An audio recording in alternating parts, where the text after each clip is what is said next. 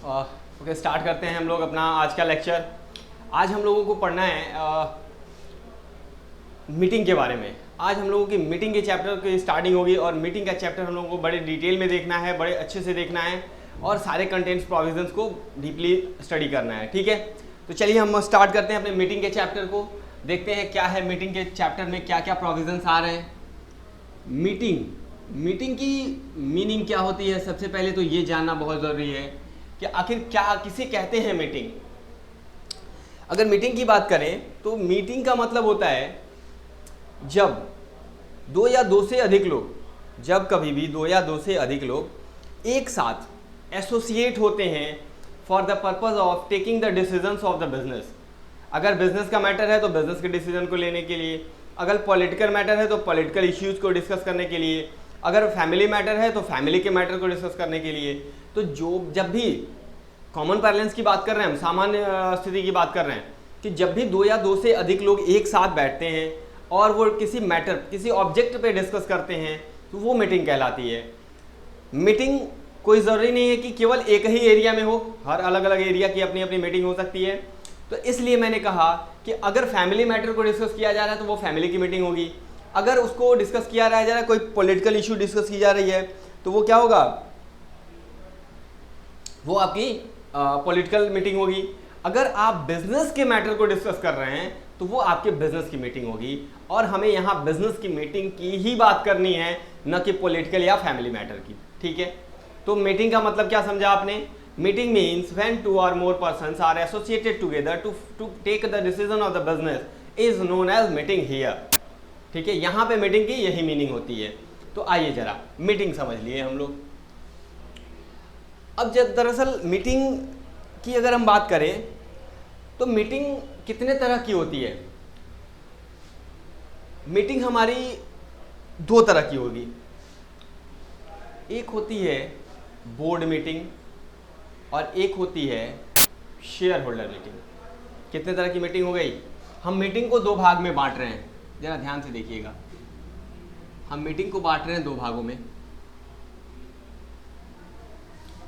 एक है board meeting और दूसरी है shareholder meeting.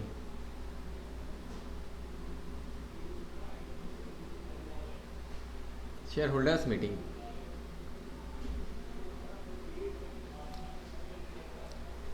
Board meeting और shareholder meeting. Board meeting का मतलब होता है कि जब कभी भी कंपनी अपने डे टू डे बिजनेस, अब जैसे कंपनी में, हम कंपनी की बात कर रहे हैं यहाँ, कंपनी में बहुत सारे डिसीजंस लेने होते हैं, a lot of decision, numerous decisions, daily सैकड़ों डिसीजंस लेने होते हैं। तो क्या हर बार, अब चूंकि आप जानते हैं कि कंपनी का ओनर कौन होता है, कंपनी में जो शेयर होल्डर होते हैं वही कंपनी के ओनर होते हैं। लेकिन शेयर होल्डर्स में कुछ पर्सन्स को इलेक्ट करके एक मैनेजमेंट का काम दे दिया जाता है। कहा जाता है कि आप इस मैनेजमेंट का काम देखिए। तो वो पर्सन जो फ्रॉम द शेयर होल्डर्स आए हुए हैं and they have enabled to do the managerial work, लोगों को हम बोलेंगे बोर्ड ऑफ डायरेक्टर्स। एक उनका बोर्ड बना दिया गया और वो बोर्ड ऑफ डायरेक्टर्स होते हैं। तो कंपनी के डे टू डे बिजनेस को देखने के लिए या डिसीजंस को लेने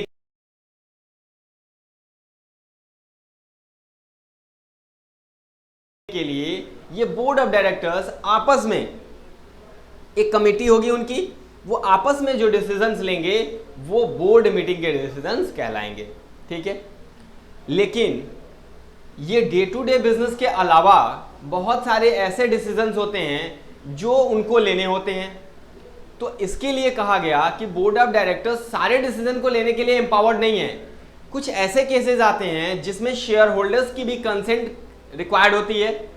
तो जहां शेयर होल्डर की कंसेंट रिक्वायर्ड है वहां पे जो मीटिंग होगी वो कहलाएगी शेयर होल्डर्स मीटिंग। बोलिए बात समझ में आई कि नहीं, दोनों में difference. Day to day business करने के लिए बोर्ड ऑफ डायरेक्टर्स एम्पावर्ड हैं, वो उसके डिसीजंस लेंगे। लेकिन जो डे टू डे बिजनेस नहीं है, जहां शेयर होल्डर्स की रिक्वायरमेंट है, उनके भी सहमति, उनकी भी कंसेंट जरूरी है। उस जगह पे अगर शेयर होल्डर को बिठा के उनकी मीटिंग की जाती है और डिसीजन लिए जाते हैं तो उसे कहते हैं शेयर होल्डर्स मीटिंग। ठीक है, चलिए, तो ये हो गई हमारी बोर्ड मीटिंग और हो गई हमारी share holder meeting. Share holder meeting को आप अगर मेंबर मीटिंग बोलिए तो भी इसमें कोई ऐतराज नहीं है, ये मेंबर्स मीटिंग भी हो सकती है, मेंबर्स या शेयर होल्डर्स मीटिंग। ठीक है ना। आइए जरा इसको क्लासिफाई करते हैं, मेंबर या शेयर होल्डर की मीटिंग को। इसका क्लासिफिकेशन होगा दो तरह से। एक होगी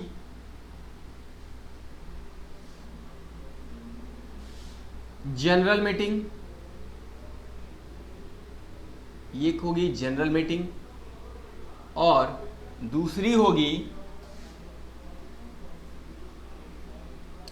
क्लास मीटिंग।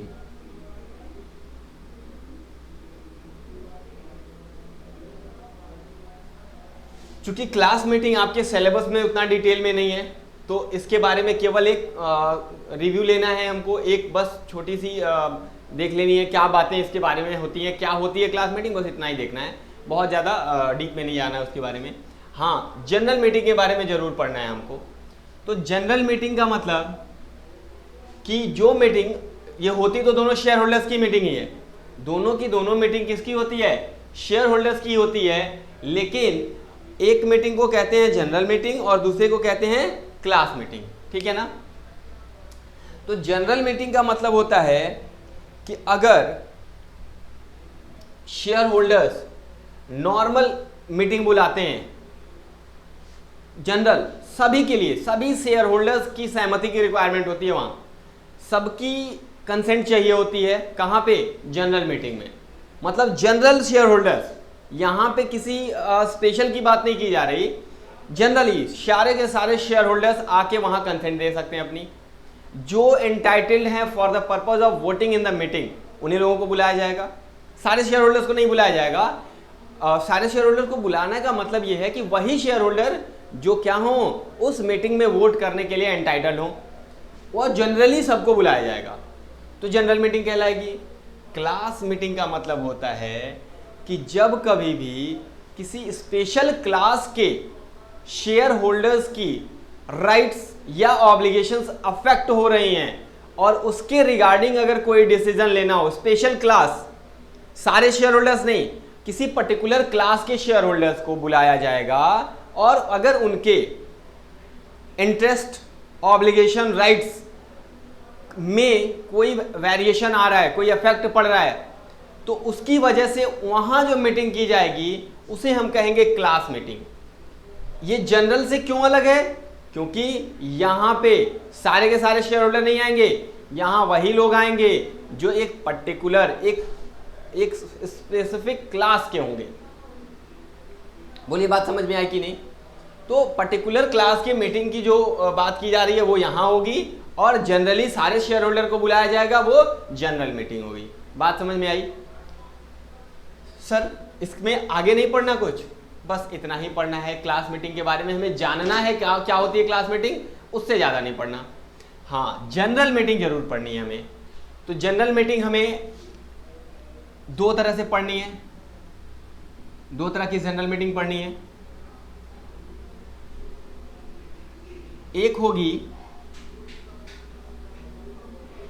एक जनरल मीटिंग होगी जिसको कहते हैं एनुअल जनरल मीटिंग या AGM। क्या कहते हैं, annual general meeting, short form है, एब्रिविएशन है AGM। ठीक है। जो दूसरी जनरल मीटिंग होती है उसको कहते हैं EGM। EGM, चलिए हम फुल फॉर्म में लिख देते हैं। इसका है annual general meeting, annual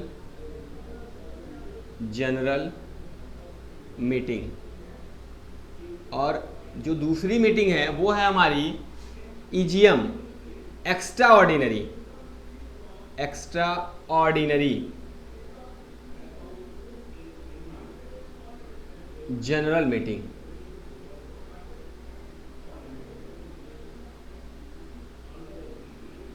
extra ordinary general meeting. EGM, ठीक है। ये दो तरह की जनरल मीटिंग होती है, जो शेयर होल्डर्स मीटिंग होती है और इसमें जनरली सारे शेयर होल्डर्स पार्टिसिपेट करते हैं। AGM एनुअल का मतलब क्या, हर साल होने वाली जनरल मीटिंग।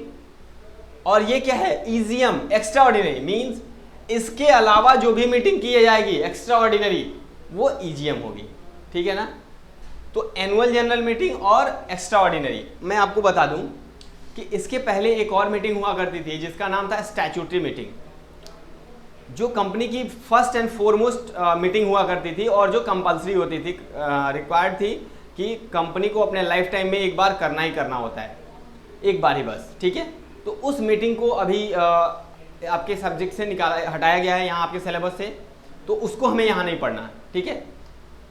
इसके पहले कंपनीज एक्ट 1956 में वो हुआ करती थी, तो उसको यहाँ नहीं पढ़ना हमें, ठीक है ना। तो इसीलिए हम स्टैट्यूटरी मीटिंग की बात नहीं कर रहे हैं, हम AGM की बात कर रहे हैं और EGM की बात कर रहे हैं, एक्स्ट्रा ऑर्डिनरी जनरल मीटिंग की।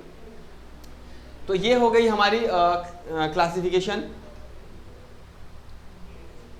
अब AGM और EGM। AGM में क्या होगा, इसमें भी डिसीजंस लिए जाते हैं।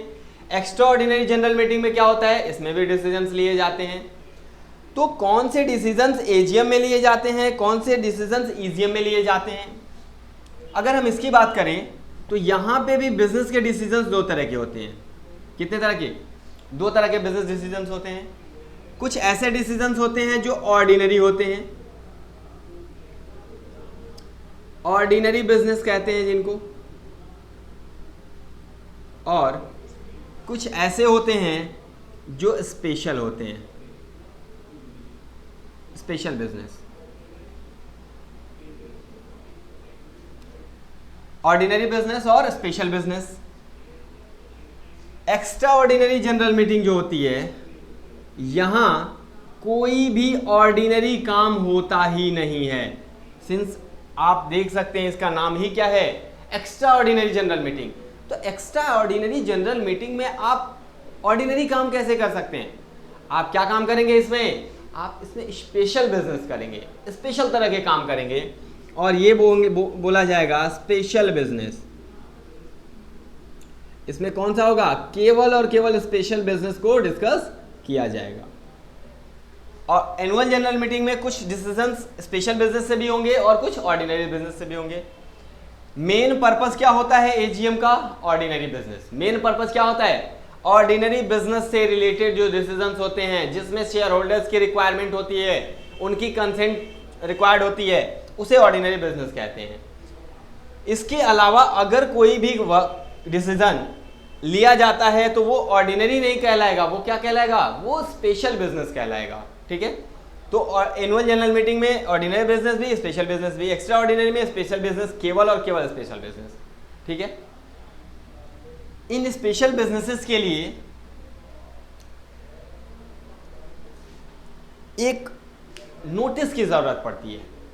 आप बिजनेस डिसीजन लेने जा रहे हैं, तो बिजनेस डिसीजन कौन लेगा, लेना तो बोर्ड ऑफ डायरेक्टर्स को ही है, लेकिन कंसेंट किसकी चाहिए, शेयर होल्डर्स की। तो शेयर होल्डर्स का होना भी तो जरूरी है। तो शेयर होल्डर को बुलाने के लिए बोर्ड ऑफ डायरेक्टर्स एक नोटिस देते हैं, और उस नोटिस के माध्यम से, by that notice, share holders attends the meeting.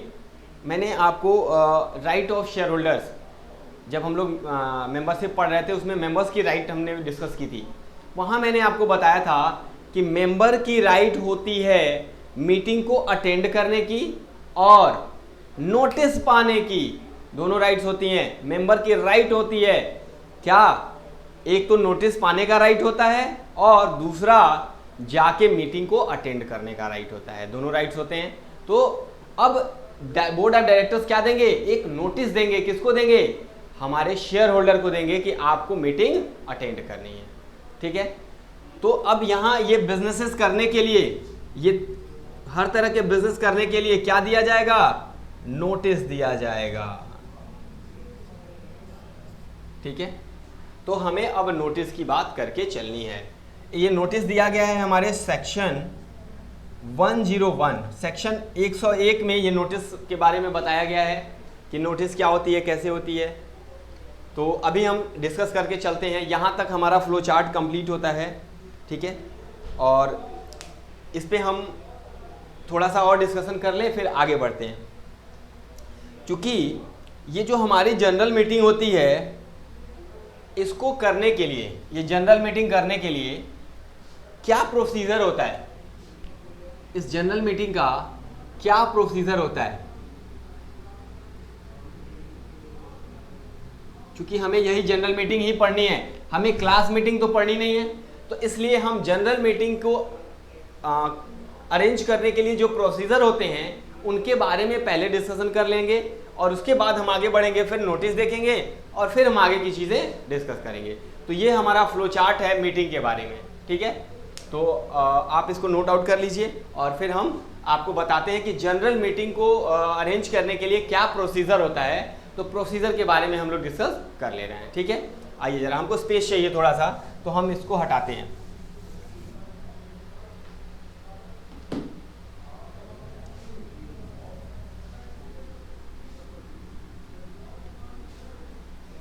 हम इन सब चीज़ों को डिटेल में डिस्कस करके चलेंगे बारी बारी से। तो फिलहाल मैंने आपको एक प्रोफार्मा दे दिया कि क्या क्या चीज़ें हमें पढ़नी है ना। अच्छा, अभी हमने आपको बताया कि नोटिस के बारे में, उसके बाद क्या प्रोसीजर्स होते हैं, ठीक है। इसके बाद नोटिस के बाद क्या है, आप नोटिस देंगे, किसको देंगे नोटिस? शेयर होल्डर्स को। तो जो शेयर होल्डर्स को नोटिस दी जाएगी, उस नोटिस में सारे मेंबर्स को बुलाया जाएगा। तो क्या ये सारे मेंबर आके बैठेंगे वहाँ? नहीं, वो मेंबर्स इसी ऑर्डिनरी बिजनेस या स्पेशल बिजनेस के बारे में डिस्कस करेंगे और अपनी कंसेंट देंगे, और वहाँ से एक रिजोल्यूशन पास होगा। क्या होगा? एक रिजोल्यूशन पास होगा। रिजोल्यूशन दो तरह का होगा, या तो ऑर्डिनरी रिजोल्यूशन होगा या तो स्पेशल रिजोल्यूशन होगा, ठीक है। दोनों तरह के रिजोल्यूशन हो सकते हैं, ऑर्डिनरी और स्पेशल। लेकिन उससे पहले हम बात करें कि कितने शेयर होल्डर को बुलाना जरूरी होता है, कितने शेयर होल्डर को बुलाना जरूरी होता है। तो जो एक मिनिमम रिक्वायरमेंट होती है कि कम से कम इतने शेयर होल्डर तो होने ही होने चाहिए, तो ये इस मिनिमम रिक्वायरमेंट को हम नाम देते हैं कोरम। क्या नाम देते हैं? कोरम नाम देके चलते हैं, और इसे भी हमें डिटेल में पढ़ना है कि कोरम क्या होती है। अच्छा, अगर जितने लोगों को हमने बुलाया, अगर उतने सारे के सारे लोग अगर नहीं आ पाए, तो क्या वो अपने जगह पे किसी और को भेज सकते हैं मीटिंग को अटेंड करने के लिए? तो जी हाँ, कंपनीज एक्ट में इसका प्रोविजन दिया गया है कि जब भी कोई शेयर होल्डर या कोई पर्सन मीटिंग नहीं अटेंड करता, वो अपने आप को एनेबल नहीं करता मीटिंग अटेंड करने के लिए, in that case he can appoint any other person as a representative of himself. वो अपने खुद का रिप्रेजेंटेटिव अपॉइंट कर सकता है, जिसका नाम देते हैं हम प्रॉक्सी। यहाँ क्या नाम देंगे? उसका नाम होता है प्रॉक्सी। तो उस प्रॉक्सी के बारे में भी पढ़ के चलना है कि क्या लीगल वैलिडिटी होती है प्रॉक्सी की, ठीक है। क्या वो मीटिंग अटेंड कर सकता है, क्या नहीं कर सकता, या क्या टाइम पीरियड होगा उसको अपॉइंट करने के लिए। तो ये सारी बातें हम डिस्कस करके चलेंगे। प्रॉक्सी के बारे में हमें पढ़ना है। हमने रिजोल्यूशन लेना है, कितने तरह की? दो तरह की रिजोल्यूशन होंगी, ऑर्डिनरी और स्पेशल। ऑर्डिनरी बिजनेस के लिए ऑर्डिनरी रिजोल्यूशन, स्पेशल बिजनेस के लिए ऑलवेज स्पेशल रिजोल्यूशन। क्या होते हैं स्पेशल रिजोल्यूशन, वो देखेंगे हम अलग से, ठीक है। तो ये सारी बातें हमें डिस्कस करके चलनी है इस मीटिंग के चैप्टर में, है ना। तो क्या क्या हमें नोटिस देखना है, फिर रिजोल्यूशंस देखने हैं, फिर एजीएम देखना है, ईजीएम देखना है, क्लास मीटिंग हम लोग देख चुके हैं। यहाँ पे दो तरह के बिजनेसेस देखने हैं, प्रॉक्सी देखना है, कोरम देखना है, ठीक है। ये सारे पॉइंट्स हम लोग कवर करके चलेंगे। अब आइए सबसे पहले हम स्टार्ट करते हैं कि एक जनरल मीटिंग को बुलाने के लिए, एक जनरल मीटिंग को बुलाने के लिए क्या प्रोसीजर होता है, कैसे बुलाते हैं। तो जनरल मीटिंग अगर बुलाने की बात करें तो इसके प्रोसीजर को हम लोग यहाँ डिस्कस कर लेंगे, और बोलते हैं हम लोग procedure for convening, procedure for convene करना। मीटिंग को कन्वीन किया जाता है, एंड कंडक्ट ऑफ मीटिंग। कौन सी meeting? GM. GM means general meeting, not a class meeting. Class meeting की बात नहीं कर रहे हैं। जब भी जनरल मीटिंग वर्ड आए आप समझ लीजिएगा क्या है, या तो एजीएम होगा या तो ईजीएम होगा। अगर एजीएम है तो ठीक है, अदर देन एजीएम है तो ईजीएम होगा, एक्स्ट्राऑर्डिनरी जनरल मीटिंग। ठीक है, तो एक जनरल मीटिंग बुलाने के लिए क्या प्रोसीजर है? For convening and conduct of general meeting. तो कहा गया सबसे पहले फर्स्ट, ये जो मीटिंग होती है, ये मीटिंग क्या होनी चाहिए? ये मीटिंग प्रॉपरली कन्वीन्ड होनी चाहिए। क्या होनी चाहिए? प्रॉपरली कन्वीन्ड मीटिंग होनी चाहिए। मतलब प्रॉपरली कन्वीन्ड होना चाहिए। इसका मतलब होता है कि कन्वीन का मतलब होता है बुलाना। कन्वीन मीन्स बुलाना, या कोई ऐसा आयोजन, प्रोग्राम करना जिसमें सभी लोग आएं, सबको इनवाइट करना, बुलाना, कन्वीन करना। मीन्स प्रॉपरली कन्वीन मीटिंग के लिए आपको प्रॉपर नोटिस देनी होगी। बुलाएंगे कैसे आप? By proper notice. आप जब तक प्रॉपर नोटिस नहीं देंगे तब तक शेयर होल्डर नहीं आएंगे, और प्रॉपर नोटिस नहीं जाएगा तो प्रॉपर मीटिंग अरेंज नहीं होगी। तो प्रॉपर नोटिस देनी होगी आपको। और ये नोटिस कौन देगा? ये नोटिस प्रॉपर अथॉरिटी के द्वारा दी जाएगी, ऐसे नहीं कोई भी दे देगा। कौन? Proper authority. और इस प्रॉपर अथॉरिटी को पता है नोटिस के लिए कौन प्रॉपर अथॉरिटी होती है? नोटिस के लिए board of directors, BOD, board या बोर्ड ऑफ डायरेक्टर्स को हम लोग प्रॉपर अथॉरिटी मान के चलते हैं। ठीक है, तो प्रॉपर नोटिस दी जाएगी, प्रॉपर अथॉरिटी को बुलाया जाएगा। इसका प्रॉपरली कन्वेंड, जैसे मीटिंग जो होगी ना वो प्रॉपरली कन्वेंड होती है, और कन्वेंड का मतलब होता है proper notice has been sent to the share holders and in consideration क्या आप बोल सकते हैं कि सारे के सारे शेयर होल्डर्स उसके नोटिस के बाद एलिजिबल हो जाते हैं मीटिंग अटेंड करने के लिए। और वो नोटिस जो होगी वो किसके द्वारा भेजी जाएगी? वो ये प्रॉपर अथॉरिटी सेंड करेगी। जो कौन होगी proper authority? Board of directors होंगे proper authority for the purpose of sending the notice. ठीक है, नोटिस डिटेल में पढ़ेंगे अभी हम लोग। दूसरा, पहला तो हो गया प्रॉपरली कन्वीन्ड, दूसरा है प्रॉपरली मीटिंग जो होनी चाहिए वो क्या होनी चाहिए? प्रॉपरली कॉन्स्टिट्यूटेड होनी चाहिए। ये वर्ड्स आप ध्यान से सुनिएगा, इन वर्ड्स पे फोकस करिएगा, क्या मीनिंग निकलती है कि properly constituted. Properly constituted meeting का मतलब होता है कि जब मीटिंग होती है तो कुछ लोग आपस में बैठ के एमी डिस्कशन करते हैं, नहीं, सामने सारे लोग बैठे हुए हैं और एक पर्सन जो होता है वो उसका चीफ होता है, वो हेड होता है, जिसको कहते हैं चेयरमैन। तो चेयरमैन के प्रेजेंस में सारे के सारे डिसीजंस स्प्रेड आउट किए जाएंगे कि क्या क्या डिसीजन लेना है, और सभी लोग अपनी अपनी वोटिंग करेंगे कि हमें ये डिसीजन देना है। तो प्रॉपरली कॉन्स्टिट्यूटेड का मतलब होता है कि चेयर पर्सन जो है, चेयरमैन जो है, वो उस पर वो प्रॉपर पर्सन होना चाहिए।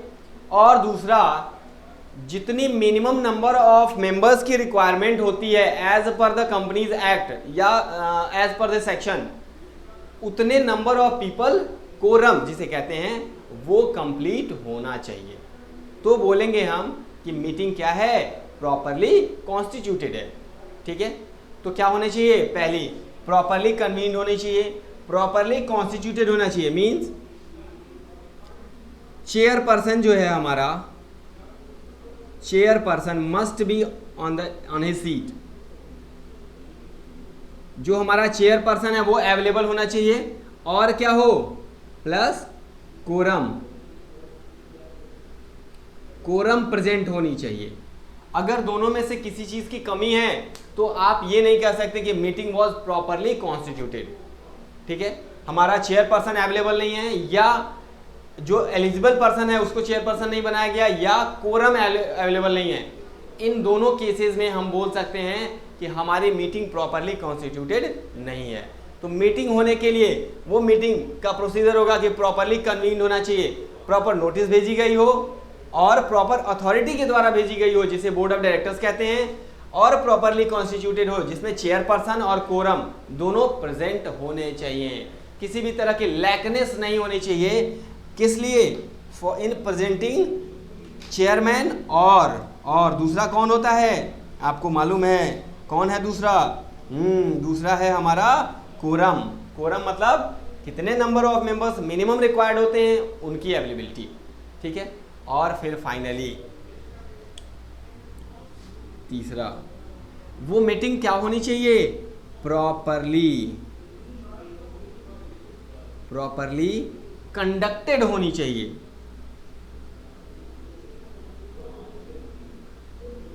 अब कंडक्टेड का मतलब बताइए। प्रॉपरली कंडक्टेड का मतलब जो कंडक्शन होगा, मीटिंग की जो डायरेक्शन होगी वो कैसी होगी?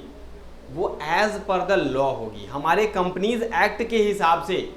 जैसा हमारे कंपनीज एक्ट में बताया गया है कि मीटिंग में किस तरह के डिसीजंस लिए जाएंगे, चेयरमैन के डायरेक्शन पे सारे काम होंगे, और कोई भी काम इस एक्ट के बाहर का डिसीजन नहीं लिया जाएगा, इसी के हिसाब से लिया जाएगा।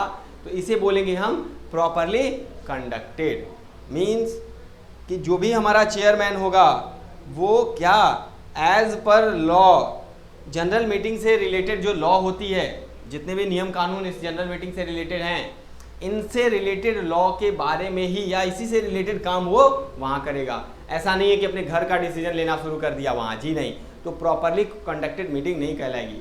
मीन्स जनरल मीटिंग से रिलेटेड जो भी लॉ होते हैं उसके अकॉर्डिंग ही हम अपना काम करके चलेंगे, तो कहा जाएगा कि ये that meeting was properly conducted.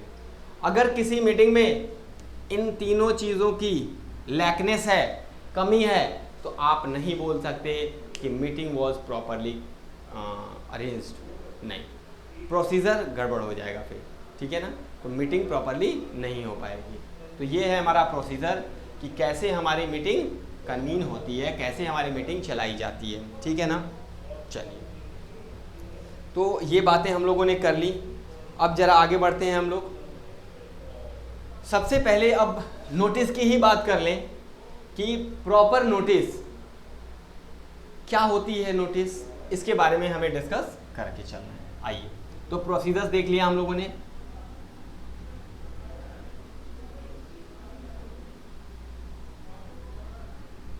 Meeting हमारी कितने तरह की होगी? 2 तरह की, या तो एनुअल जनरल मीटिंग होगी या तो एक्स्ट्रा ऑर्डिनरी जनरल मीटिंग होगी। प्रोसीजर में क्या होगा? तो प्रॉपरली कन्वीन्ड होनी चाहिए, प्रॉपरली कॉन्स्टिट्यूटेड होनी चाहिए और प्रॉपरली कंडक्टेड होनी चाहिए। मतलब क्या था प्रॉपरली कन्वीन्ड का मतलब? कि जो हमारी मीटिंग है वो बुलाई जानी चाहिए by notice by the proper authority.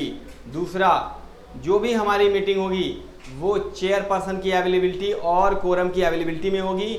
और जो कंडक्शन होगा वो कैसे होगा? हमारे मीटिंग का conduction as per the law relating to the general meeting होगा बाय द चेयरमैन।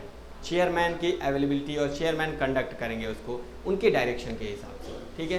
तो ये हुआ है हमारा यहाँ तक का। अब आइए जरा, इन जनरल मीटिंग्स को बुलाने के लिए क्या देनी पड़ती है? नोटिस देनी पड़ती है। एक नोटिस के बिना हमारी मीटिंग ऑर्गेनाइज नहीं हो पाएगी। तो for the purpose of calling the meeting you must send a notice. Means board of directors must send a notice. Board of directors एक नोटिस भेजेंगे for the purpose of calling the meeting. आइए notice की बात करें। Notice हमारे section 101 section 101 में meeting की notice की बात की गई है। सेक्शन 101 बताता है हमारा नोटिस के बारे में। हर वो बात बताएगा जो नोटिस से रिलेटेड होगी। तो आइए सबसे पहले हम बात करें नोटिस। नोटिस की सबसे पहली बात यह है कि जब भी हम आपको नोटिस देंगे, किसको देंगे? शेयर होल्डर्स को। ये नोटिस या तो रिटन हो सकती है, लिखित नोटिस हो सकती है, या हम ये नोटिस इलेक्ट्रॉनिक मोड से भी दे सकते हैं। भाई या तो लिखित होगी या इलेक्ट्रॉनिक मोड में। मतलब ये हुआ कि या तो आप लेटर भेज दीजिए शेयर होल्डर के पास उसको बुलाने के लिए, या इलेक्ट्रॉनिक मोड से आप उसको नोटिस कर दीजिए कि आपकी मीटिंग इस डेट को है, आप आ जाइए। ठीक है, तो दोनों तरीके से हो सकती है। नोटिस कैसी हो सकती है, या तो रिटन हो सकती है, या तो रिटन हो सकती है, या इलेक्ट्रॉनिक मोड में हो सकती है।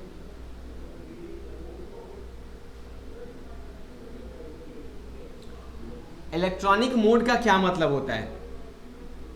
इलेक्ट्रॉनिक मोड का मतलब ईमेल कर दीजिए आप, क्या करिए, ईमेल, मैसेजेस या और अटैचमेंट्स भेज दीजिए। अटैचमेंट, ईमेल्स के थ्रू अटैचमेंट जाते हैं, ये सारे क्या कहलाएंगे, ये हमारे इलेक्ट्रॉनिक मोड में सेंड किए हुए नोटिस कहलाएंगे। ठीक है, तो notice must be in writing और इन इलेक्ट्रॉनिक मोड और इलेक्ट्रॉनिक फॉर्म। इलेक्ट्रॉनिक फॉर्म में भी हो सकता है और रिटन फॉर्म में भी हो सकता है। ठीक है ना। चलिए, अगर हमने नोटिस भेज दिया तो किसको भेजेंगे नोटिस?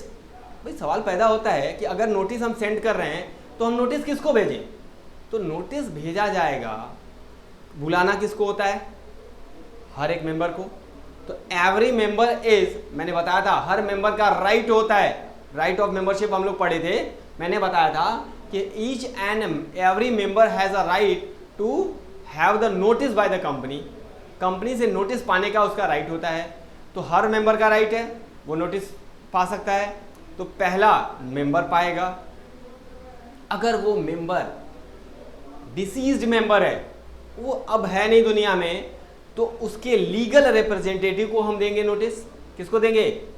उसके लीगल रिप्रेजेंटेटिव को। पहला ये एक तो मेंबर अगर एग्जिस्ट कर रहा है तो मेंबर को देंगे। अगर वो मेंबर एग्जिस्ट नहीं कर रहा, इन दैट केस हम किसे देंगे नोटिस? हम उसके लीगल रिप्रेजेंटेटिव को नोटिस देके चलेंगे। अगर वो मेंबर इंसॉल्वेंट मेंबर है, अगर वो मेंबर इंसॉल्वेंट मेंबर है तो उसके असाइनी को नोटिस दी जाएगी, वो आके मीटिंग को अटेंड कर सकता है। तो जरा सोचिए, मेंबर के केस में कितने लोग हो गए? मेंबर के केस में कुल मिला के 3 लोग।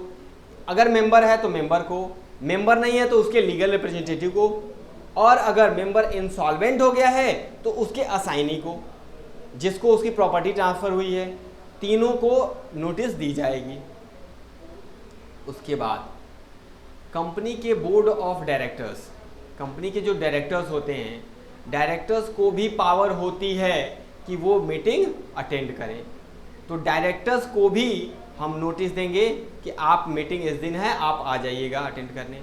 तो डायरेक्टर को नोटिस दी जाएगी। उसके बाद आपको बताया गया होगा, आपने ऑडिट में पढ़ा होगा कि ऑडिटर की भी पावर, चूंकि ऑडिटर क्या होता है, एक ऐसा पर्सन होता है जो बुक्स ऑफ अकाउंट्स की एग्जामिनेशन करता है और अपनी ओपिनियन देता है उस पर, तो उसका भी प्रेजेंट होना जरूरी है जब मीटिंग होती है।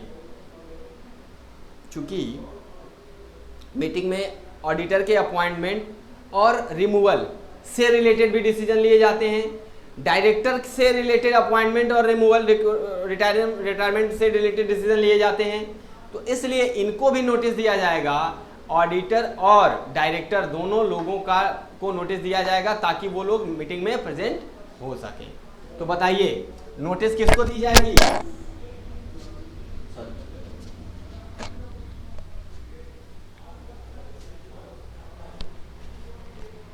किसको नोटिस दी जाएगी? तो notice must be given to every member, every member. हर मेंबर को नोटिस देंगे हम, बोलिए, हर मेंबर को नोटिस देंगे। अगर डिसीज्ड मेंबर है तो उसके legal representative, legal representative of, legal representative of deceased member,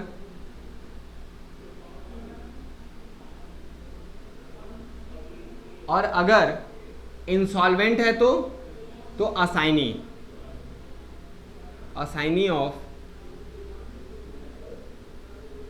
insolvent member.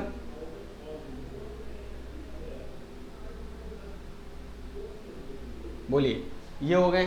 इनको, और इसके अलावा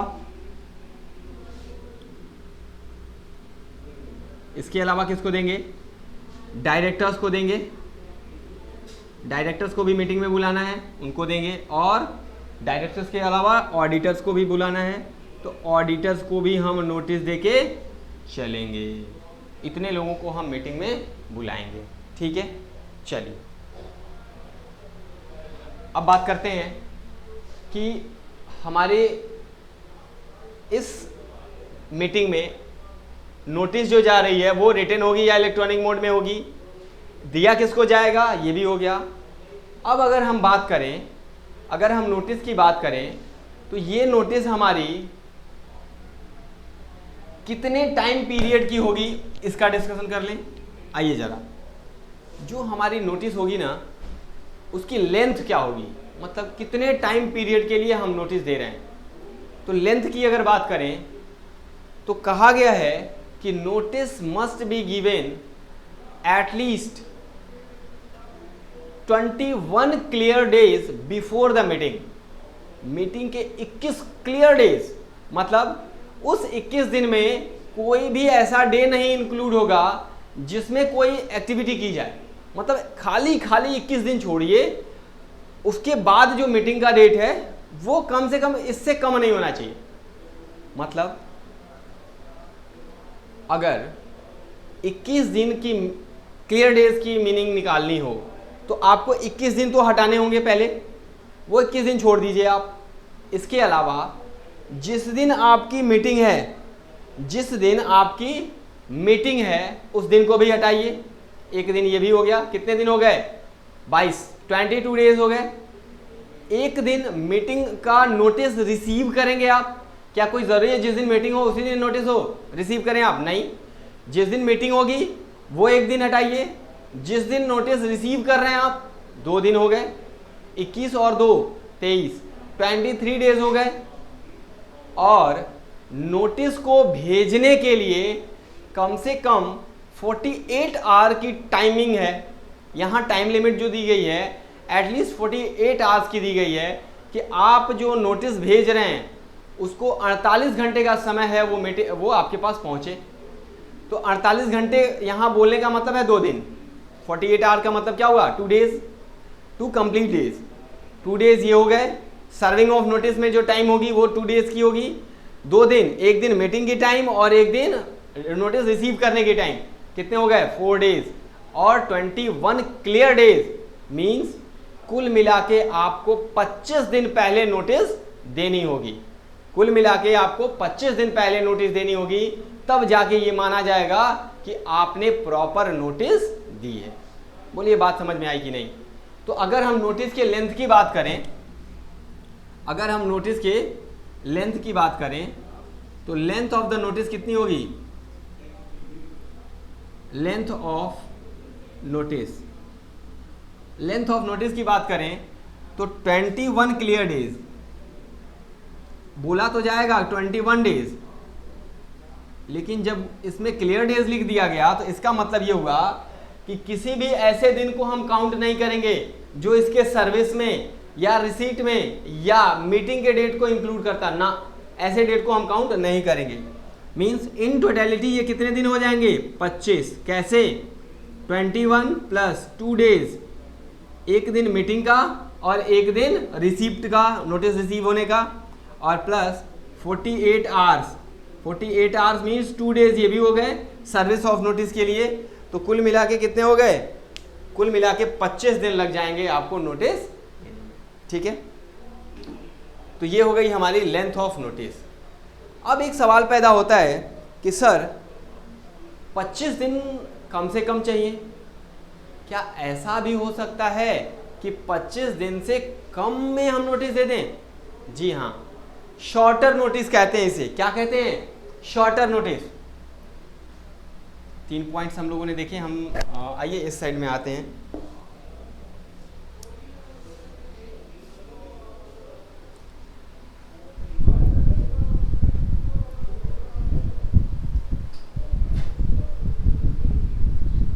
चलिए, तो हमने बात की कि कम से कम कितने दिन होने चाहिए? कम से कम 21 क्लियर डेज, 21 क्लियर डेज की हम बात कर रहे थे, तो उसमें 4 दिन तो हमारा एक्स्ट्रा इंक्लूड हो गया। अब इस 4 दिन के बाद अगर हम बात करें कि क्या ऐसा हो सकता है कि कभी शॉर्टर नोटिस भी आ जाए, तो शॉर्टर नोटिस की बात की गई है। बिल्कुल देखिए जरा, शॉर्टर नोटिस दी जा सकती है, मतलब इस 21 दिन से कम टाइम की भी नोटिस हो सकती है। हाँ हो सकती है, लेकिन इसके लिए अगर कम से कम 95%, एटलीस्ट 95% और मोर, 95% या उससे ज़्यादा मेंबर्स, शेयर होल्डर्स अग्रीड हैं, तैयार हैं कि हाँ हम 95% या उससे ज़्यादा लोग तैयार हैं कि ठीक है आप शॉर्टर नोटिस देंगे तो भी हम मीटिंग अटेंड करने के लिए रेडी हैं और वो मीटिंग वैलिड मीटिंग होगी, तो बिल्कुल ऐसा हो सकता है। When 95% or more shareholders are agreed to take shorter notice, in that case that meeting will also be और proper meeting, तब भी वो ठीक ठाक मीटिंग कहलाएगी, शॉर्टर नोटिस भी दी जा सकती है। ठीक है, चलिए। अच्छा, अगर ऐसा हो कि एक्सीडेंटल ओमिशन हो जाए, मतलब कंपनी में जो भेजने वाले हैं नोटिस वो भूल गए या एक्सीडेंटली कुछ ऐसा हो गया कि जो जिसकी वजह से नोटिस नहीं जा पाई, तो क्या ये एक्सीडेंटल ओमिशन या अनजाने में कोई हुई गलती, इसकी वजह से क्या जो मीटिंग कन्वीन हुई है ये इनवैलिडेट हो जाएगी? नहीं, आपको प्रूफ करना होगा। अगर आपने ये चीज़ प्रूफ कर दी बोर्ड ऑफ डायरेक्टर्स ने कि ये जो मीटिंग हुई है इसमें notice due to accidental omission नहीं भेजी जा सकी टाइम पे, इसलिए हुई है, तो इस केस में मीटिंग को हम इनवैलिडेट नहीं करेंगे और वो एक वैलिड मीटिंग कहला के चलेगी। ठीक है, तो एक्सीडेंटल ओमिशन की वजह से मीटिंग को इनवैलिडेट नहीं किया जा सकता है, that will be known as a valid meeting, वो एक वैलिड मीटिंग कहलाएगी। ठीक है ना, तो एक्सीडेंटल ओमिशन का उससे कोई फर्क नहीं पड़ेगा। तो देखिए हम लोगों ने मीटिंग के नोटिस के कितने पॉइंट्स कर लिए। नोटिस के बारे में देखा हम लोगों ने कि किसको कैसी होनी चाहिए, रिटन होनी चाहिए इलेक्ट्रॉनिक मोड में, हर मेंबर को legal representative of disease member और असाइनी, इंसॉल्वेंट मेंबर के असाइनी को दिया जाएगा, डायरेक्टर ऑडिटर को दिया जाएगा। लेंथ कितनी होगी? 21 डिक्लेयर डेज, मतलब कुल मिला के 25 दिन। अगर हम यहाँ बात करें कि अगर आपको किसी महीने की 27 तारीख या 25 तारीख को या 26 तारीख को मीटिंग करनी है, तो कितने दिन पहले नोटिस देनी होगी? आपको किस डेट को देनी होगी? 1 तारीख को। सॉरी, अगर आप 1 तारीख को नोटिस देते हैं, अगर 1 तारीख को आप नोटिस देते हैं तो इसमें 25 डेज इंक्लूड करिए। किस डेट को आपकी मीटिंग होनी चाहिए? 26 तारीख को, एटलीस्ट कम से कम 26 तारीख के पहले नहीं हो सकती। क्यों? क्योंकि आपकी ये जो टाइमिंग है ना वो एडजस्ट नहीं हो पाएगी, तो उसके बाद आप कर सकते हैं। ठीक है, तो ये हो गया हमारा मीटिंग का पॉइंट। इसमें शॉर्टर नोटिस दी जा सकती है, लेकिन 95% शेयर होल्डर की एग्रीमेंट चाहिए। और एक्सीडेंटल ओमिशन, क्या एक्सीडेंटल ओमिशन की वजह से मीटिंग इनवैलिडेट नहीं होगी, मीटिंग क्या रहेगी? वैलिड मीटिंग रहेगी। ठीक है ना, तो ये बातें हैं हमारी। अब चलिए जरा, अब हम अगर बात करें सर मीटिंग में क्या क्या बातें होंगी, कंटेंट्स क्या होंगे,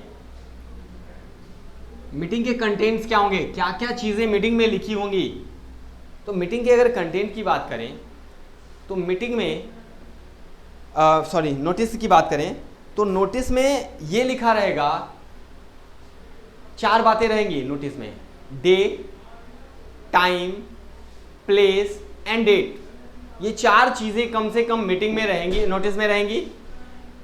ये लिखा रहेगा कि आपकी मीटिंग किस डे को होने वाली है, मीन्स क्या वो वर्किंग डे है या हॉलीडे है, उस पर डिस्कशन करना है हमें।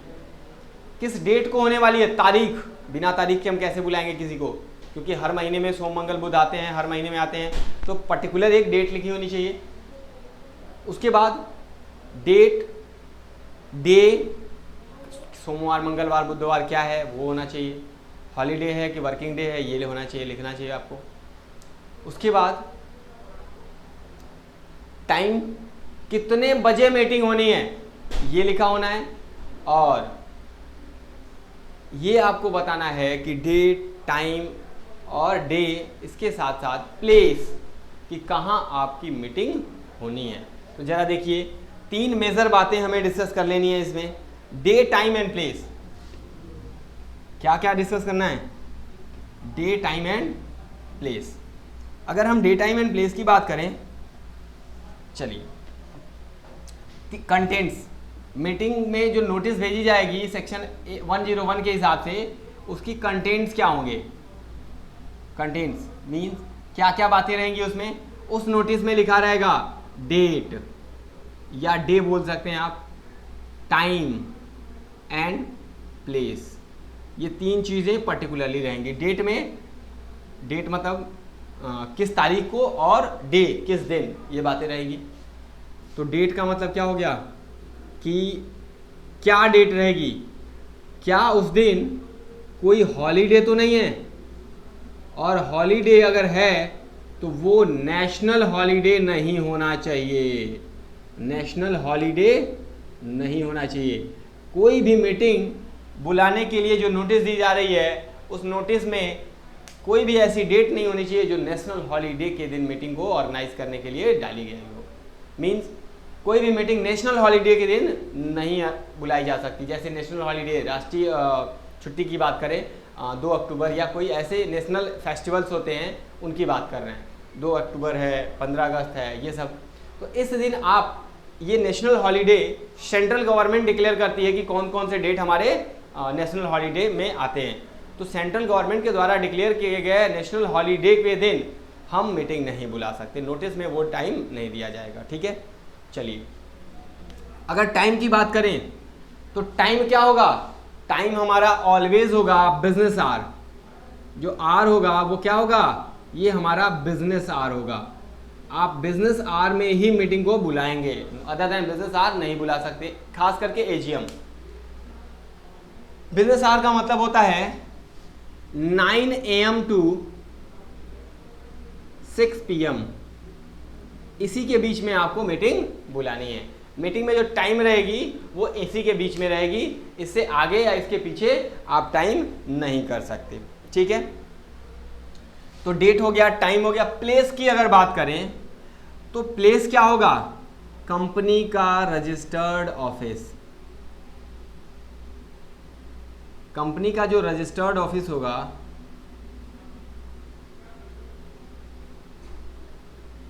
उस रजिस्टर्ड ऑफिस पे ही कंपनी अपनी मीटिंग बुलाएगी। लेकिन हाँ, ये रजिस्टर्ड ऑफिस जो होता है कंपनी का, ये कोई ज़रूरी नहीं है कि ऑलवेज रजिस्टर्ड ऑफिस हो, इसके अलावा भी कोई प्लेस हो, अगर वो place with in same village, city या टाउन है, रजिस्टर्ड ऑफिस हो तो ठीक है। अदरवाइज अगर कोई सेम एक ही उसी विलेज या टाउन या सिटी में अगर कोई और भी जगह है तो वहाँ भी ये मीटिंग बुलाई जा सकती है रजिस्टर्ड ऑफिस के प्लेस के अलावा। ठीक है, तो ये 3 तरह की चीज़ें हो गई। इसके अलावा नोटिस में कंटेंट में एक चीज़ और रहेगी, एक स्टेटमेंट। अगर जो नोटिस दी जा रही है वो किसी स्पेशल नोटिस की बात कर रहे हैं, अगर किसी स्पेशल बिजनेस को डिस्कस करने के लिए ये नोटिस दी जा रही है तो इसमें एक स्टेटमेंट होगा जिसका नाम होगा एक्सप्लेनेटरी स्टेटमेंट, और वो एक्सप्लेनेटरी स्टेटमेंट जो होगा ना वो भी इसी नोटिस के साथ अटैच करके दे दिया जाएगा। अगर कोई स्पेशल बिजनेस डील होने वाला है किसमें? मीटिंग में। अगर ऑर्डिनरी बिजनेस हो रहा है तो ठीक है, कोई दिक्कत नहीं है। इस केस में आप क्या करेंगे? आप एक सिंपल नोटिस देखेंगे, उसमें क्या टाइम, डेट, प्लेस, यही सब चीज़ें रहेंगी। लेकिन अगर उसमें स्पेशल बिजनेस भी होने वाला है, उसकी भी डीलिंग होने वाली है, तो इस केस में आपको एक एक्सप्लेनेटरी स्टेटमेंट भी लगानी होगी जिसमें उस स्पेशल बिजनेस से रिलेटेड हर एक आइटम के बारे में डिटेल दी गई होगी, और उससे क्या होगा, मेंबर्स की एक अंडरस्टैंडिंग बन जाएगी, वो अपने आप को एनेबल कर लेंगे to take the decision about that. उसके बारे में जो डिसीजन लेना है उनको, उसके बारे में उनको एक बेसिक अंडरस्टैंडिंग हो जाएगी। इसलिए एक स्टेटमेंट, एक एक्सप्लेनेटरी स्टेटमेंट भी दे दिया जाएगा ताकि स्पेशल बिजनेस के रिगार्डिंग वो अपनी डिसीजन ले सकें। तो इतने पॉइंट्स, ये चीज़ें होंगी क्या, एक कंटेंट होगी हमारी किसमें, नोटिस में। नोटिस की ये कंटेंट्स होंगी हमारी, ठीक है। चलिए, अगर हम बात करें सर्विस ऑफ नोटिस की, कि ये कैसे दिया जाएगा, ये नोटिस जो होगा वो कैसे दिया जाएगा, सर्विस कैसे होगी इसकी। तो सर्विस ऑफ नोटिस मीन्स सर्व कैसे किया जाएगा, मतलब जिसको बुलाना है उसके पास कैसे पहुंचाया जाए, क्या तरीका होगा इसको पहुंचाने का, क्या सिस्टम होगा, उसकी बात की जा रही है यहाँ पे। तो सर्विस ऑफ नोटिस के लिए बोला गया कि नोटिस बाय पोस्ट दी जा सकती है, रजिस्टर्ड पोस्ट भी हो सकता है, स्पीड पोस्ट भेज सकते हैं आप, इवन कुरियर कर सकते हैं, है ना, या इलेक्ट्रॉनिक मेल से भी भेज सकते हैं, ईमेल भी कर सकते हैं। लेकिन ईमेल होगा तो क्या, ईमेल में जो इलेक्ट्रॉनिक मोड में जाते हैं, जैसे ईमेल वगैरह में चीज़ें जाती हैं, उसमें जो फाइल होगी वो कैसी होगी, वो फाइल पीडीएफ फाइल होनी, नॉन एडिटेबल फाइल होनी चाहिए। पीडीएफ फाइल मींस उसमें कोई चेंजिंग ना की जा सके, तो उस मोड में भी आप भेज सकते हैं। पीडीएफ का मतलब होता है पोर्टेबल डॉक्यूमेंट फाइल, है ना। इस पोर्टेबल डॉक्यूमेंट फाइल को भी आप भेज सकते हैं पीडीएफ फॉर्मेट में, ठीक है। तो ये हमारी सर्विस ऑफ नोटिस की बात है कि नोटिस को सर्व करने के लिए हम क्या क्या तरीके ले सकते हैं। हमें सबसे पहले क्या है, पोस्ट से भेज सकते हैं, रजिस्टर्ड पोस्ट हो सकता है, स्पीड पोस्ट, कुरियर, या सिंपली अगर हैंड डिलीवरी हो जा रही है तो भी ठीक है, ऑफिस पे ले जाके, या उसके रेजिडेंशियल एड्रेस पे, या इलेक्ट्रॉनिक मोड में बाय ईमेल और through an attachment to the email, दोनों से भेज सकते हैं। और कैसे फॉर्मेट में होना चाहिए, पीडीएफ में, मतलब डॉक्यूमेंट पोर्टेबल डॉक्यूमेंट फॉर्मेट, ये पीडीएफ होनी चाहिए, फाइल जो होगी वो पीडीएफ में होनी चाहिए। तो ये हमारा सर्विस का मोड होगा। तो ये सिस्टम है हमारा क्या, नोटिस को सर्व करने का। तो नोटिस में इतनी सारी बातें हम लोगों को देखनी है। अगर हम बात करें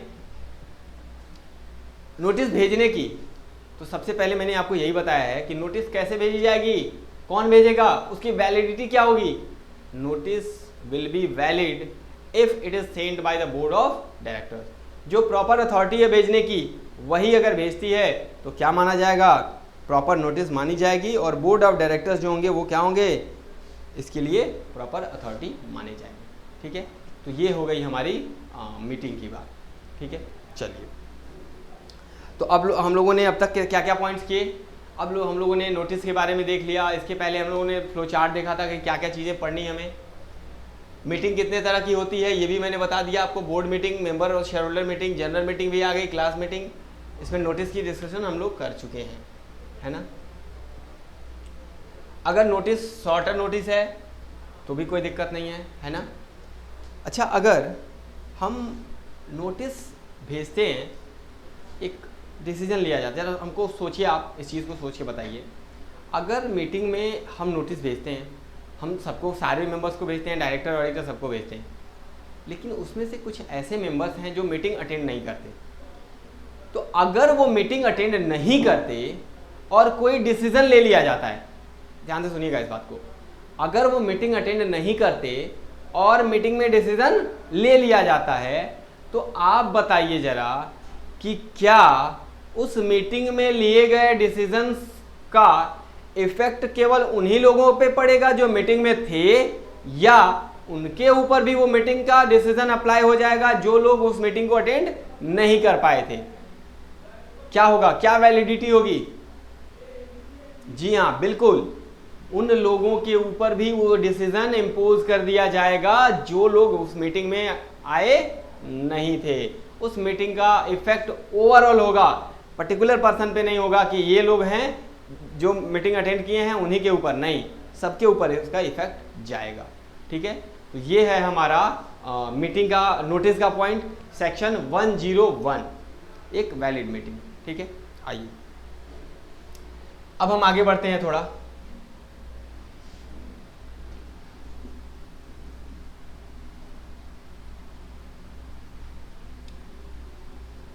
नोटिस देख लिया हम लोगों ने, अब देखना है हमें कि ये जो बिजनेस होता है, ये जो हमारा बिजनेस है, कितने तरह के बिजनेस हैं। मैंने आपको बताया है अभी कि हमें दो तरह के बिजनेस देखने होते हैं, एक होता है ऑर्डिनरी बिजनेस, एक होता है ऑर्डिनरी, और एक होता है स्पेशल बिजनेस।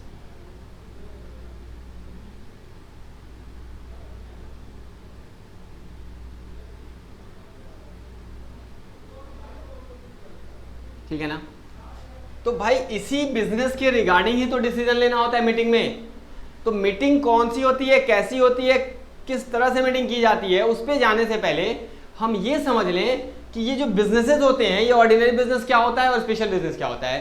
तब हम जब आपको बताएंगे मीटिंग में कि देखिए ये मीटिंग ली गई है ऑर्डिनरी बिजनेस के लिए, तो आपको तुरंत समझ में आएगा कि हाँ ये हमने बिजनेस के बारे में पढ़ा था कि ये बातें ऑर्डिनरी बिजनेस में आती हैं, ये बातें स्पेशल में आती हैं। ठीक है, तो सबसे पहले हम आइए अब हम देख लें कि हमारी ऑर्डिनरी बिजनेस और स्पेशल बिजनेस क्या होती हैं।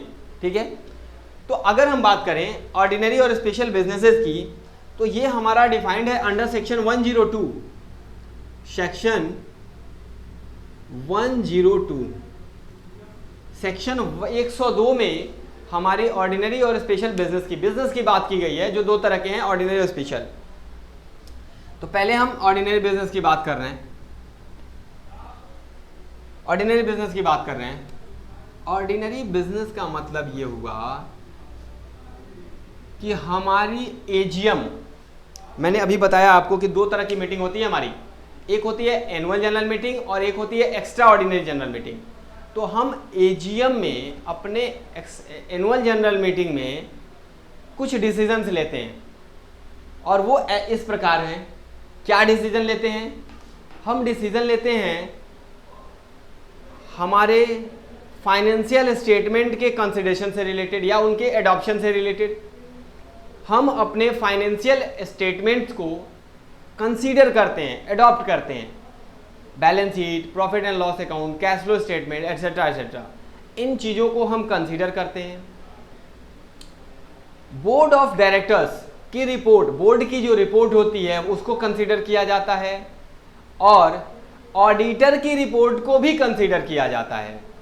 क्या क्या बताया मैंने कहा हमारे ऑर्डिनरी बिजनेस का मतलब हम कंसीडर करते हैं consideration of financial statement of the company. Financial statement includes trading, profit and loss account, balance sheet, cash flow statement, explanatory notes etcetera, ये सारी चीजें आती हैं। तो इनको कंसीडर किया जाता है, मींस सारे के सारे शेयर होल्डर्स के पास इसको भेजा जाता है, सर्कुलेट किया जाता है कि आप लोग इस चीज को देखिए, इस पे डिसीजन लिया जाए। तो ये भी होता है काम वहां, कहां? हमारे ऑर्डिनरी बिजनेस में, एनुअल जनरल मीटिंग के ऑर्डिनरी बिजनेस में। दूसरा और क्या होता है काम? बोर्ड की रिपोर्ट रखी जाती है, ऑडिटर की रिपोर्ट को रखी जाती है, और वो भी कंसीडर किया जाता है वहां एजीएम में। पहली बात ये हो गई। दूसरी बात, डिविडेंड के डिक्लेरेशन से रिलेटेड बातें होती हैं। क्या होती हैं? डिविडेंड के डिक्लेरेशन से रिलेटेड डिसीजंस लिए जाते हैं कि कितने डिविडेंड डिक्लेयर किए जाएं, कितना प्रपोज हो, कितना, मतलब हर बात। तो डिविडेंड से रिलेटेड डिसीजन लिए जाते हैं, ये दूसरी बात हो गई। तीसरी बात और क्या होती है? हमारे जो डायरेक्टर्स होते हैं, हमारे जो डायरेक्टर्स होते हैं उनकी अपॉइंटमेंट होती है, या तो रिटायरमेंट होगी या उनकी अपॉइंटमेंट होगी। किसके प्लेस पे? उनके प्लेस पे जो रिटायर कर रहे हैं। मैंने बताया ना कि दो तरह के डायरेक्टर्स होते हैं, कुछ ऐसे डायरेक्टर होते हैं जो परमानेंट नेचर के, होल टाइम होते हैं, और कुछ होते हैं जो रोटेटिंग डायरेक्टर होते हैं। तो जो रोटेटिंग डायरेक्टर होते हैं उनको एक पर्टिकुलर ईयर के बाद उनको हटा दिया जाता है या रीअपॉइंट किया जाता है। तो कहने का मतलब ये है कि ये भी वर्क कहाँ होता है? एजीएम में होता है। Appointment of directors on the place of those who are retiring and retirement of the directors, retirement भी होता है और अपॉइंटमेंट भी। डायरेक्टर के साथ साथ ऑडिटर्स की भी अपॉइंटमेंट और रिटायरमेंट होती है, और उन्हीं की अपॉइंटमेंट होती है जिनके उनके प्लेस पे अपॉइंटमेंट होती है जो रिटायर कर रहे हैं। तो कितने वर्क हो गए? ये 4 काम हो गए। कौन कौन से? पहले consideration of the financial statements, board reports and auditors reports. दूसरा declaration of related with decisions related with declaration of dividend. तीसरा, अगर हमारा कोई भी अपॉइंटमेंट होता है डायरेक्टर का या रिमूवल होता है उससे रिलेटेड डिसीजन, और ऑडिटर के अपॉइंटमेंट और रिमूवल से रिलेटेड डिसीजन। ये चारों काम जो होते हैं हमारे ऑर्डिनरी बिजनेस की कैटेगरी में आते हैं। इन चारों काम को हम ऑर्डिनरी बिजनेस बोल के चलते हैं। और इनके अलावा अगर कोई भी डिसीजन लिया जाता है, इसके अलावा अगर कोई डिसीजन लिया जाता है तो वो हमारा एनुअल जनरल मीटिंग में ही हम बात कर रहे हैं। ऑर्डिनरी बिजनेस का मतलब ये 4 काम, 1 2 3 4 मैंने बताया आपको, ये 4 डिसीजंस जो होते हैं वो ऑर्डिनरी होते हैं। इनके अलावा अगर कोई भी डिसीजन लेते हैं आप तो वो क्या कहलाएगा? वो स्पेशल कहलाएगा, वो स्पेशल बिजनेस हो जाएगा। तो ऑर्डिनरी बिजनेस की कैटेगरी में ये 4 आते हैं। इसके अलावा कोई डिसीजन लिया जाएगा तो वो क्या कहलाएगा? Special business. तो एनुअल जनरल मीटिंग में 2 तरह के डिसीजन लिए जाएंगे, एक स्पेशल बिजनेस के डिसीजन और एक ऑर्डिनरी बिजनेस के। एनुअल जनरल मीटिंग के अलावा जितने भी मीटिंग होती हैं उसमें केवल और केवल स्पेशल बिजनेस ही डिसीजन के लिए आता है, कोई ऑर्डिनरी बिजनेस नहीं होता। ऑर्डिनरी बिजनेस केवल और केवल कहाँ होता है? एनुअल जनरल मीटिंग में, और वो ये चारों डिसीजंस हैं जिनके बारे में हम लोगों ने डिस्कशन किया अभी। ठीक है, चलिए, तो मैंने क्या क्या बता दिया। इसमें होता है प्रॉफिट लॉस या फाइनेंशियल स्टेटमेंट को कंसीडर किया जाता है। इसमें क्या होता है? दूसरे वाले में क्या होता है? तो दूसरे वाले में होता है कि हम लोग क्या करते हैं? डिविडेंड से रिलेटेड डिसीजन लेते हैं। और तीसरे वाले में अपॉइंटमेंट ऑफ डायरेक्टर करते हैं। और इसमें होता है appointment and retirement of auditor and fixation of their remuneration, उनकी रेम्युनरेशन भी फिक्स होती है। ठीक है, तो ये 4 काम होते हैं। इसके अलावा जो होते हैं वो स्पेशल बिजनेस होते हैं। ऑर्डिनरी बिजनेस में किसी भी तरह के एक्सप्लेनेटरी स्टेटमेंट की ज़रूरत नहीं होती। अब क्या होता है एक्सप्लेनेटरी स्टेटमेंट? एक्सप्लेनेटरी स्टेटमेंट का मतलब होता है एक ऐसा स्टेटमेंट जिसमें एक्सप्लेन किया जाता है कि अगर कोई भी स्पेशल डिसीजन लिया जा रहा है तो उससे क्या इफेक्ट पड़ेगा। तो अभी हम थोड़ी देर में आते हैं, जब स्पेशल बिजनेस की बात करेंगे तो हम बताएंगे कि एक्सप्लेनेटरी स्टेटमेंट्स के क्या कंटेंट्स होते हैं। ठीक है, तो ये है हमारा ऑर्डिनरी बिजनेस। अब हमें देखना है क्या? Special business. अगर स्पेशल बिजनेस की बात करें तो स्पेशल बिजनेस ऑर्डिनरी बिजनेस के अलावा लिया जाता है। तो अगर ऑर्डिनरी बिजनेस के अलावा अगर कोई बिजनेस किया जाता है तो वो स्पेशल बिजनेस कहलाता है। तो इसका मतलब ये हुआ कि हम इस स्पेशल बिजनेस में, भाई स्पेशल बिजनेस का तो मतलब ही यही निकलता है कि a business which is other than ordinary business. भाई स्पेशल बिजनेस का मतलब यही है, मीनिंग यही है कि ऑर्डिनरी बिजनेस के अलावा जो भी बिजनेसेस होंगे वो स्पेशल बिजनेस कहलाएंगे। और इस स्पेशल बिजनेस के लिए अगर हम बात करें तो आपको एक एक्सप्लेनेटरी स्टेटमेंट देना पड़ता है। ऑर्डिनरी के लिए नहीं देना पड़ता, आपको एक्सप्लेनेटरी स्टेटमेंट देना पड़ता है। इस एक्सप्लेनेटरी स्टेटमेंट में क्या लिखा रहता है?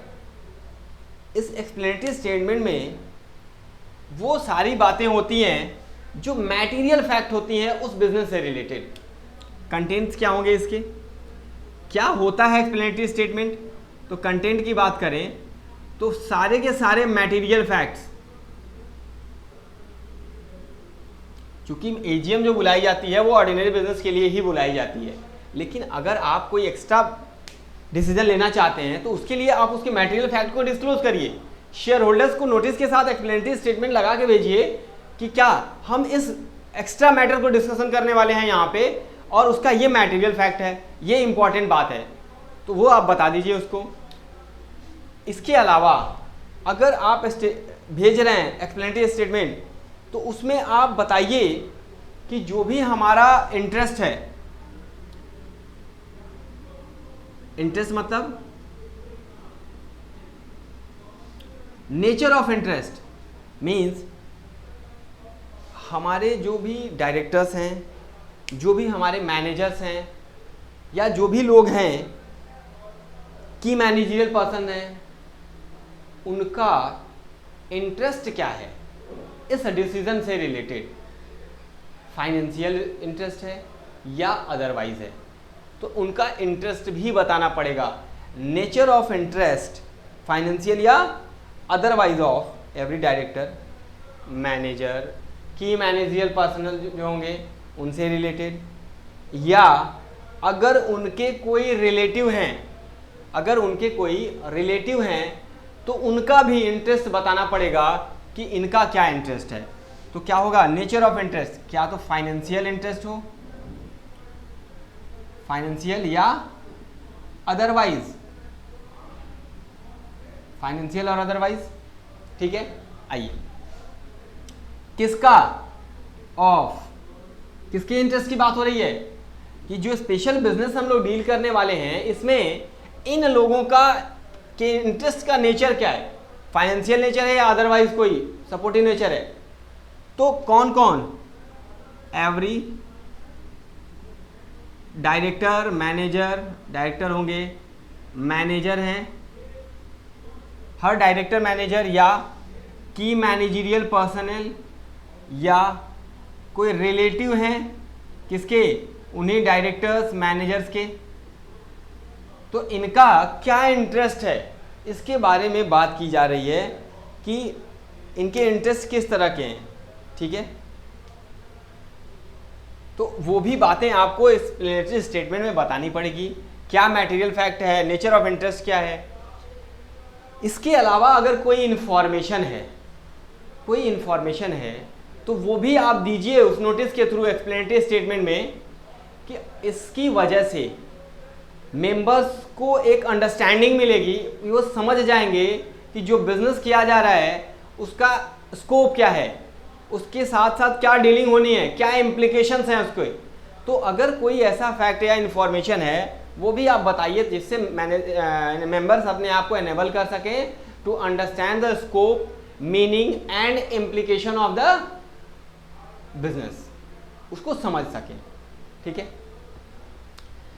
अगर कोई डिसीजन लिया जा रहा है जो ऐसा है स्पेशल बिजनेस का डिसीजन है, और उस स्पेशल बिजनेस के डिसीजन की वजह से किसी और कंपनी से रिलेशन है, मतलब ये डिसीजन हम अपनी कंपनी में ले रहे हैं लेकिन वो रिलेटेड है किससे, किसी और कंपनी से, जो हमारे कंपनी में डिसीजन लिया जा रहा है वो किसके लिए हो रहा है, किसी और कंपनी के लिए हो रहा है, जिसमें ये हमारे मैनेजर, डायरेक्टर, प्रमोटर या हमारे की मैनेजर पर्सनल, इन लोगों का उसमें इंटरेस्ट है, शेयर होल्डिंग है।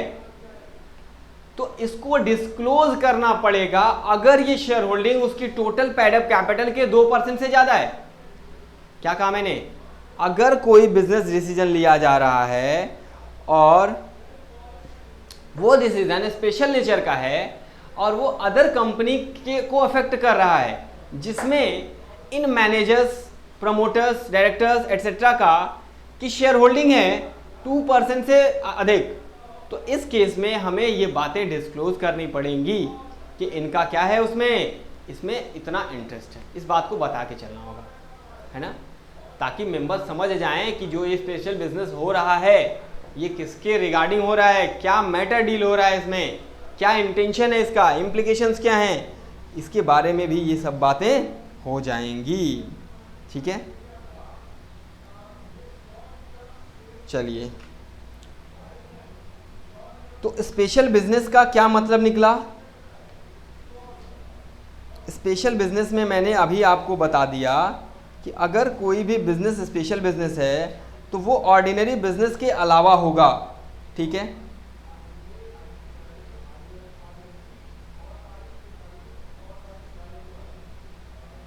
अब अगर हम बात कर रहे थे तो क्या क्या कंटेंट्स होंगे उसके, तो कंटेंट में देख लिया हम लोगों ने, मटेरियल फैक्ट है, नेचर ऑफ इंटरेस्ट है, फाइनेंशियल नेचर है या अदरवाइज है, या अगर इन लोगों का किसका डायरेक्टर मैनेजर की मैनेजर पर्सन जो रिलेटिव हैं डायरेक्टर मैनेजर और की मैनेजर पर्सनल के, उनका भी कोई इंटरेस्ट है वो भी दिखाइए।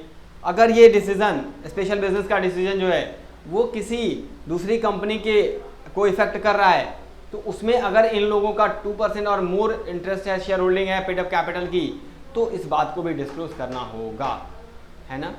और ये स्पेशल बिजनेसेस क्या होते हैं, जैसे मान लीजिए अगर company sweat equity share issue कर रही है, तो अगर स्वेट इक्विटी शेयर इशू हो रहा है तो ये क्या है, स्पेशल बिजनेस है, क्योंकि ऑर्डिनरी बिजनेस में तो है नहीं। अगर कंपनी किसी और डायरेक्टर को अपॉइंट कर रही है जो क्या है, जो ऐसा है डायरेक्टर जो रिटायरिंग डायरेक्टर है एजीएम में,